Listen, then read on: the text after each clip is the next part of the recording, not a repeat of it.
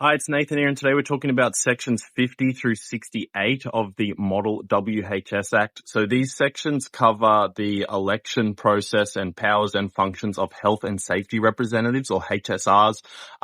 So what a health and safety representative is, well, it's in the name. It's a representative. It's someone who's there to represent other workers in relation to health and safety, with the idea being that it's a little bit different in small companies, but in bigger companies, let's say you've got a lot of workers, it can be difficult for workers to want to speak up in terms of health and safety, particularly if those workers don't know anything about the legislation or the rules and regulations. So the idea is legally workers can tell the PCBU or the business, say, hey, we want a health and safety representative.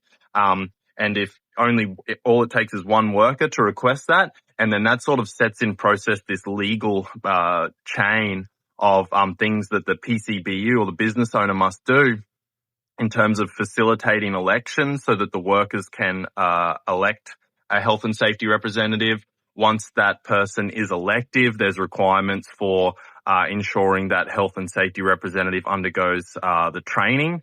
So there's a 5-day health and safety representative training course where they're taught about the Act and the regs and the codes and their powers and functions as a health and safety representative. And then once that person is elected, the idea is they can now represent those workers who may not have any idea about health and safety or who may be too shy to speak up at the workplace. They can tell their health and safety representative, and the health and safety representative can represent them in discussions with the employer or with the PCBU to, hopefully improve health and safety in the workplace. So powers and functions for the HSR are very similar to the powers and functions of the health and safety inspectors. So they can do inspections, copy documents, interview workers, be present with a worker during an interview, not like an employment interview, but an interview on health and safety.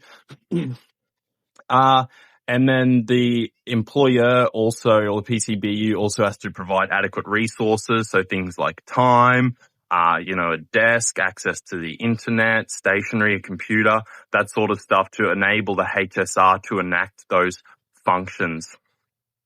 A health and safety representative can also then issue a provisional improvement notice, which is very similar to an improvement notice, almost identical to an improvement notice issued by the regulator, but it's provisional in the sense that it's not legally enforceable in the same way that a improvement notice is. But generally speaking, if a HSR has identified an issue and issued an improvement notice, they've probably found a breach, and you as a business should probably comply with it. But there is like an issue resolution and dispute process if you don't agree with it. But yeah, provisional improvement notices, or a PIN, is just a notice from a HSR issued to the PCBU saying that, hey, we've identified a legal breach here and you should rectify it. So yeah, there's a bunch of sections in the regulations. It's one of the core principles under the Health and Safety Act, rather. I think it's expanded upon in the regulations. And it's one of the core objectives of the Act is to foster that consultation. So the idea is, we really want to work together with employees and employers, or PCBUs and workers, to get the best health and safety outcome. And HSRs are a common way to do that. So in practice, very rare for small companies to have HSRs. In my experience, particularly in like construction or heavy industry, there's so much safety already that the last thing most workers want is more safety or more meetings or more procedures, in my experience. But HSRs very common in larger sort of government organizations. Like the number one, I used to actually teach the HSR course. So like the number one client was Queensland Health.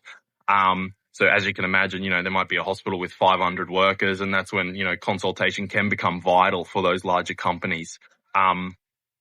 And yeah, so we would do a lot of HSR training for those sort of organizations. Legally you don't need one unless workers request one. And if they do request one, pull up the Consultation, Cooperation and Coordination Code of Practice, or just Google health and safety representatives. and it'll tell you all the things that you need to do. But the main one is you need to facilitate elections and get that HSR into training, and then consult with them. But you should be consulting with all workers anyway. So yeah, hope that helps.